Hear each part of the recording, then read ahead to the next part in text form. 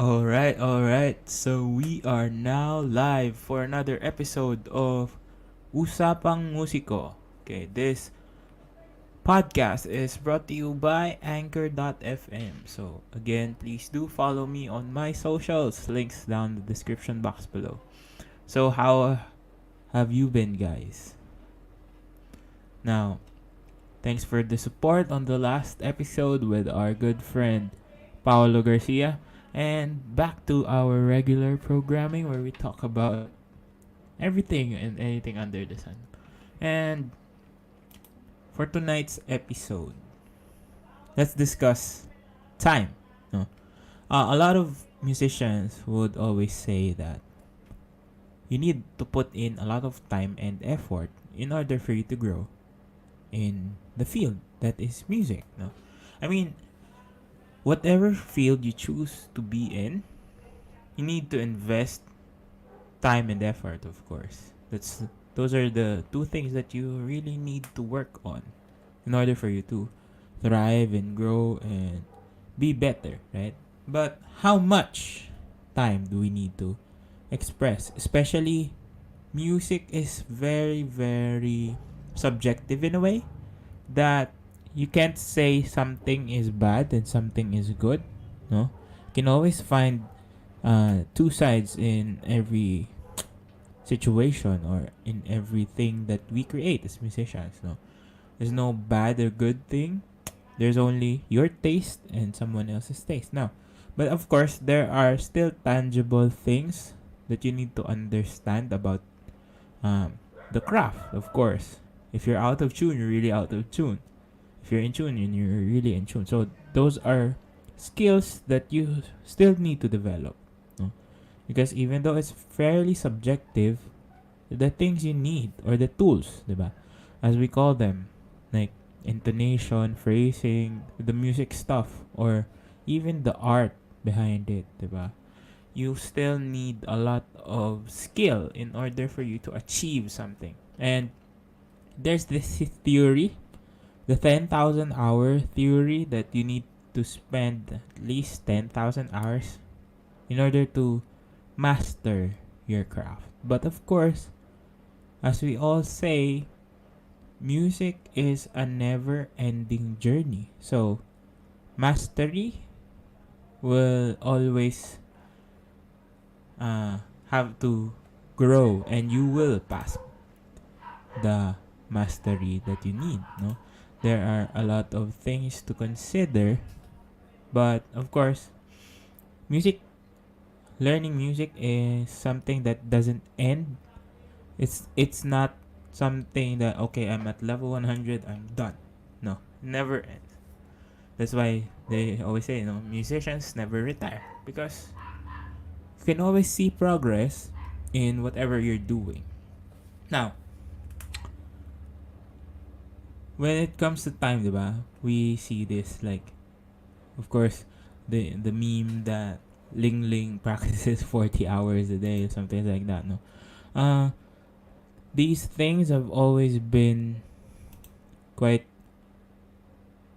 stereotypical for musicians. That, okay, people think that, okay, if you wanna be good at in music, you need to practice at least 8 hours a day, something like that. So a lot of musicians actually do this, no, and a lot of musicians also on the other side of the spectrum don't.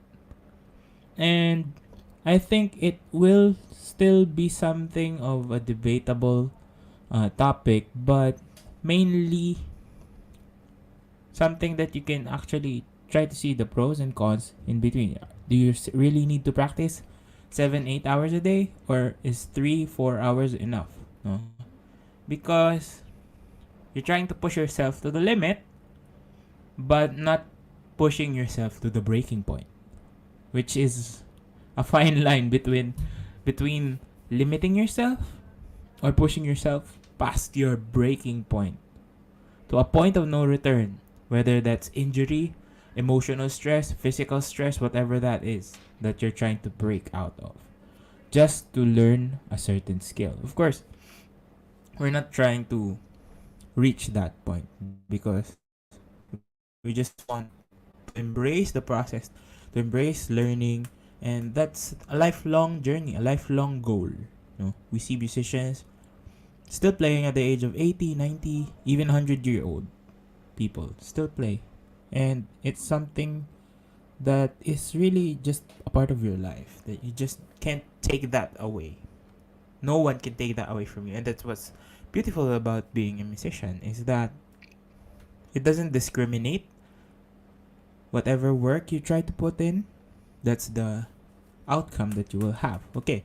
Now, so is it necessary for you to reach the 10,000 hours by playing at least 8 hours a day? Will it benefit you? The answer is pretty complex, no? Because as humans, we only have this sort of attention span that we can only pick up so much. Like a sponge. For example, a sponge, if you submerge a sponge underwater, it won't be able to absorb all of the water that you put around it. If it can't. The same thing with us humans, no? We can't absorb enough knowledge if we are bombarded with it. So we have to take our time. We have to understand before moving on to other topics or other things to learn. Sorry. So, it's the same thing. If you're trying to practice 8 hours a day non-stop, will you be able to absorb everything? Of course not. Because you have other things in your life that you need to work on as well, no? Especially music kasi is art, right? So when we say art, what is art? It's an expression of your being. Now, how can you express again?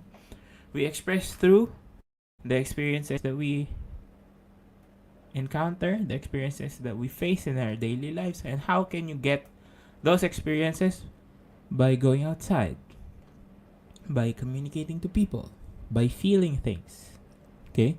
All those techniques that you learn will only translate into beautiful works of art if you can connect to other beings, to other, not just humans, even the nature or animals. That's where music gets its inspiration from. So if you can't be human and just focus on your craft, of course you won't be able to express yourself as good as others. So it's important to keep a balance of things. Because I've always said that there's an art side and there's a science side. And the science side is the skills, the techniques, and the art side is the expression, the way you play. So you have to balance it out. How can you get your imagination to work if you're only reading notes? Diba? A lot of music are inspired by the world around us. So how can you connect with it when you don't have those experiences? So, if I'm not mistaken, Bernstein was quoted that you can only practice 4 to 4 hours a day, and the rest you have to do something else, right? And it will cause you burnouts, no? I know a lot of people who do that, practice 7-8 hours a day, but I think they're doing it in a sort of manner that is not really destructive, because they're not pushing themselves, but they're just carried away. Because here's the thing, when musicians practice, it's not always super focused. I mean, there will be times where you will drift away from your repertoire or whatever you're doing, and just get the feeling of it. Because sometimes the play involved in playing, just merely mindlessly playing, can be a good help to distress on what you're playing. If you're playing hard passages or hard pieces, just play what you want, no? And it just becomes fun. It's actually fun, no? And that's the thing. That's why you can stay 7-8 hours a day playing, because you're not really just practicing the piece that you need to learn. Sometimes Okay, oh, I think I want to learn a new song, or I heard this song on the radio last night and I want to try it out. So, it's not really 100% okay, I'll go head onto this. No, not like that. A lot of times. Which is good. Basically, proving that you don't really need your full 8 hours of practice endlessly. No? More important is the quality that you spend on your practice. Diba? Quality in a sense that 15 minutes work, as long as you're putting your head into it, your mind and body into it, 100% is better than 1 hour of 25% work. No? You see the comparison there? So I needed 1 hour to accomplish what I can do in 15 minutes if I just put in the time, the effort, the understanding myself into it, right? And of course, a lot of people would say, okay, I need to practice at least 8 hours a day because my friend does that. But some people don't need that much because, of course, our learning, our progression varies per person. Okay, what are the variables involved? First is skill. Okay, skill is something you acquire by learning. No? This is what you get from practice. You get skill. Now, this is the only thing that you can gain and achieve that no one can take away from you. That's skill. Okay. But it's still a variable based on these things. First is understanding, the way you understand the concepts, because skill is an application of the understanding of concepts that you have amassed or what you've learned. No, it's applying that skill. Okay, the third one of these variables, so skill, understanding. The last one is something that is really varied across everything. No, this is something you can compare yourself with others. Is talent. Okay, what's talent? It's something innate to a person. They say it's God given, so it's something you can't teach. No, this is where the handicap happens. Why is this guy only practicing 1 hour a day but accomplishing more than my 3 hour practice? Or why does he sound better than me? So it's innate in him that he has more talent, or he can translate his skills better than you as of today. Okay. But the thing you have to understand is talent finishes. Okay, you can only achieve a certain level with pure talent that you can achieve also with skill. Okay. So once you achieve that, if someone talented doesn't work on the skill, you can only achieve a certain level. But if someone talented is also good in practicing, understands the concepts well, can reach more higher levels based on skill. No? So the only variable that you can't really control here is talent. So if someone's more talented than you, what do? You just work. Okay. That's where the variable of your quality and quantity of time comes in. If you know that he's not working as hard as you, but you know he's more talented than you just have to accept that you just need more work to achieve his level. But that doesn't mean that you're not that you're worse than him. It's just that he has this advantage, but of course, using what you have, you can control these things to achieve the same level as they can. So that's what's good in music, is you get what you work for, or you reap what you sow, right? Okay, I'm not saying that, okay, just because I work for hours a day, I should be better than someone else. No, it doesn't work out that way. Huh? Because if you compare yourself with someone else, you already lost in music. Huh? Because your level will only depend on you, not from what others are doing. Okay?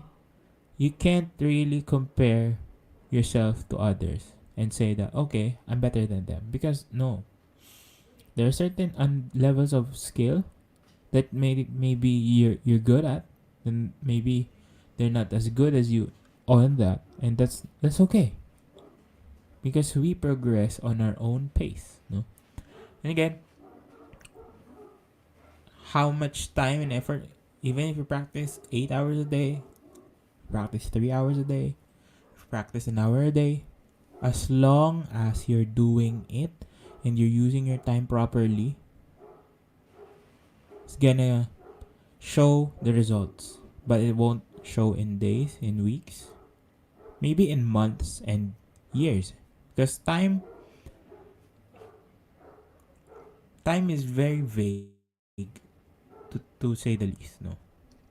You can't really box your progress in time because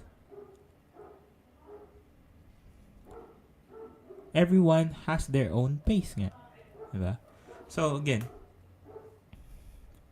it's not always advisable for students or even for professionals to practice the whole day, do nothing else but practice, no?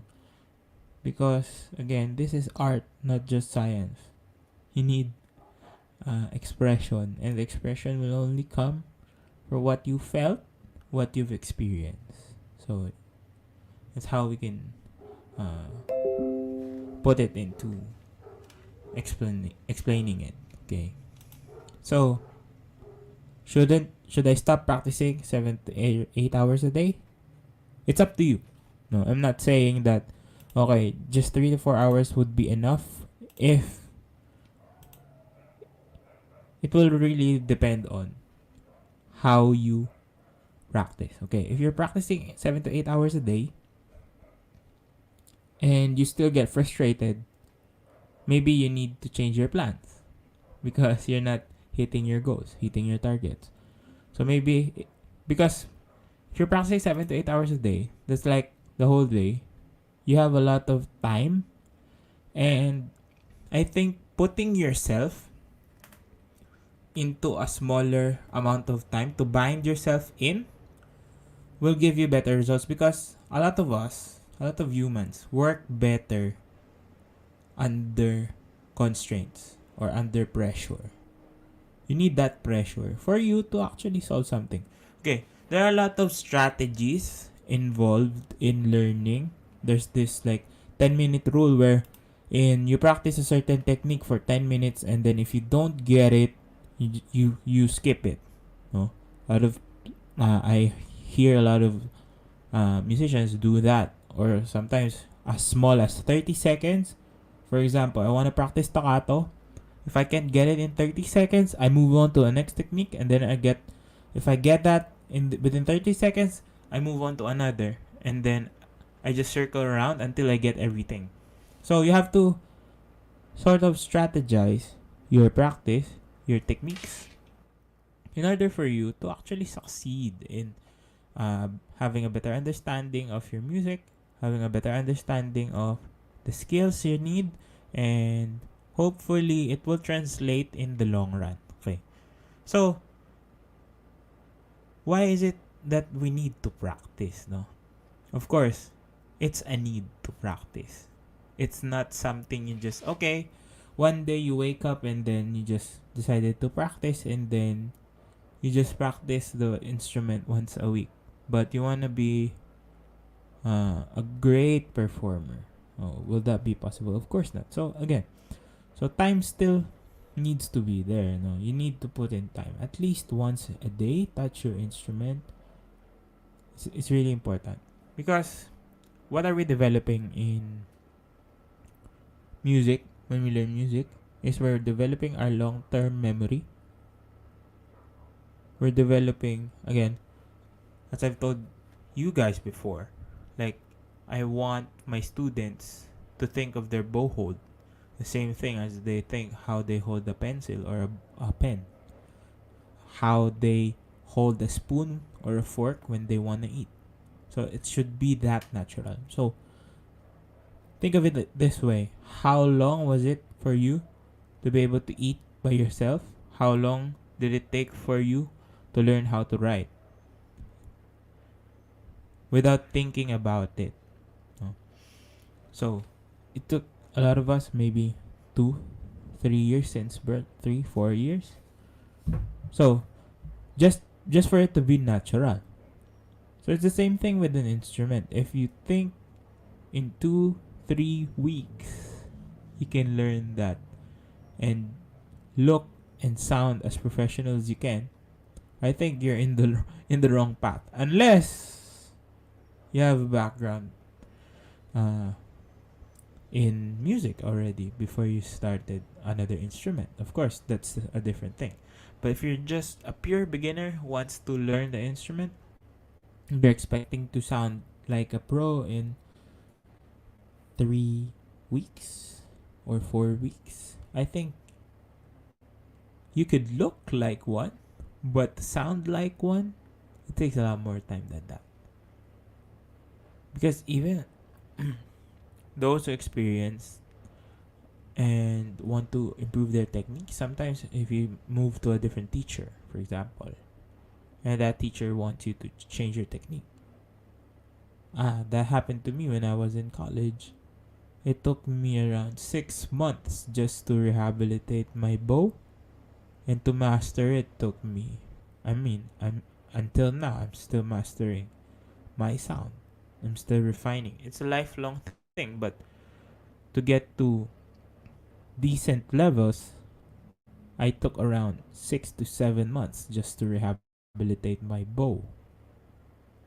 For someone who has been playing before I went into college for like, let's say, 8 years, 9 years before I went to college, and just to go back to scratch and learn it again took me about a sem or two. See? So it will really, really, really depend on the things that's happening, how you understand the way your instrument works, of course. And don't just bind yourself in time. You have to use time wisely, because again, you only have 24 hours in a day. You can't spend it all on practice and not be human enough for you to express yourself, because it's also a part of music. Because we only think that okay, we can only learn if we hold the instrument, which is definitely false. You don't need to always hold your instrument for you to learn it, because what's which part of your body is learning? It's your fingers, it's your hands, it's your muscles, no? It's the same thing with basketball. Okay. You don't always need to hold the ball in order for you to improve, right? You work on your footwork, or you work on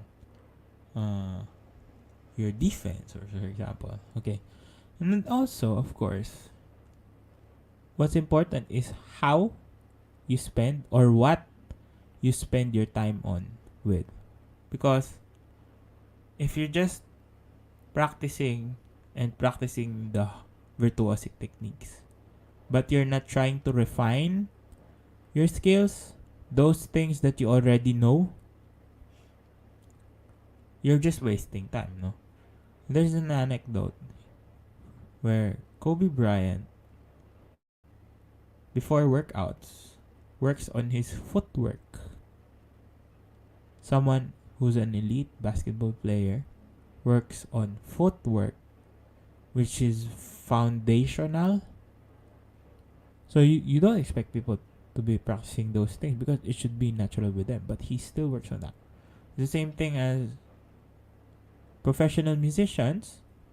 who practice long tones, right?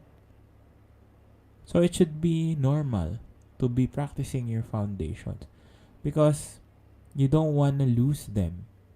You just want to refine them because you can always try to improve even though you're the best one. I know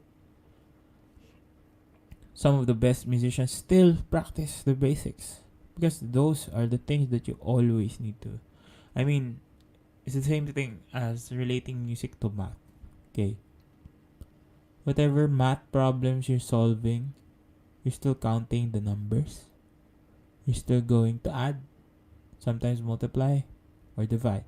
Those those basic procedures, even though you're doing like physics or calculus or differential equations, you still go back to counting. You're still adding, you're still subtracting, you're still dividing, you're still multiplying. And because it's the foundation, no? A strong foundation. It's like building a house. If your foundation is weak, your house will collapse. If your foundation is strong and sound, whatever you put on top of it will surely stand. And that's how you grow in music. It's not okay. You have to always learn new things, but you have to always come back to where you came from and refine these things. It's the same thing for let's say intonation. Okay. If your tone is not good, it's hard to determine if you're out of tune or not. Because even though you're in tune and if your tone is bad, are you sure that your tone is correct? I mean you're in tune because it still sounds bad, right? So if your sound is good, now there's a bigger chance or a higher possibility of you understanding your intonation better because you know that oh it sounds off. Because your strings will vibrate as good if you're in tune. No, but if you're out of tune, your strings won't vibrate as well. And if your tone production is good, you will feel the difference between an out of tune note and an in tune note. And that's very important, especially for violin players. Is to understanding tone production, right? So you won't notice these things if you keep on practicing your left hand pizzicato when you can't even nail a good A major scale, for example.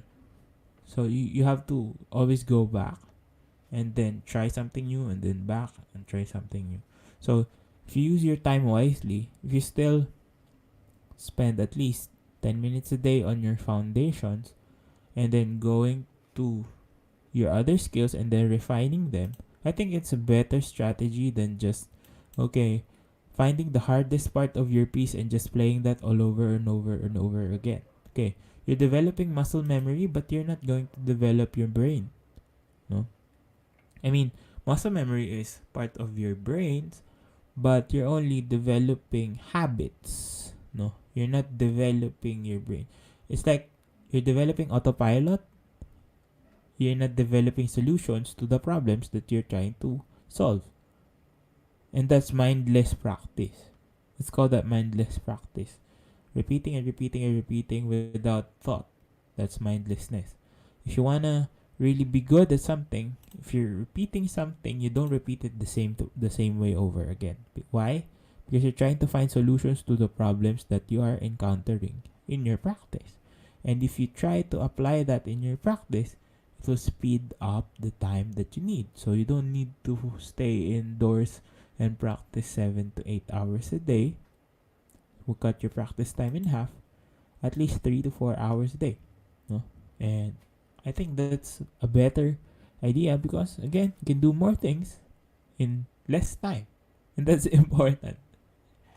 And especially for music students, no? Because, again, as students, you're not just playing. You also need to learn theory, to learn other subjects that may or may be relevant in your schooling or in your craft or whatever it is. But yeah, so basically it's the same thing. So that's how time is relevant in music. You must know how to spend your time better and wiser. You must know where to spend your time and how to spend your time. And of course, never compare your struggles with another's, because everyone is different. So if you want to be good because you want to be for yourself, not because, okay, I want to be like him or I want to be like someone. No. Because as musicians, as artists, it's you're unique to yourself. And that's an important thing you have to understand. No one can compare to you. You just have to do your thing and do it well and do it in the best way possible. So I'll end this episode of Usapang Musiko. Thanks for joining me. I hope you have a great day. And again, please do follow me on my socials. Links down in the description below.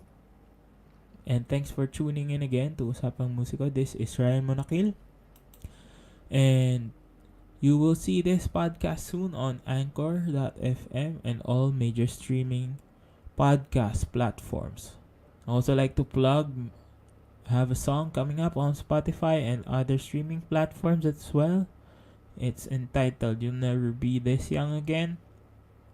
Soon on your favorite streaming platform, and I'll see you on the next one.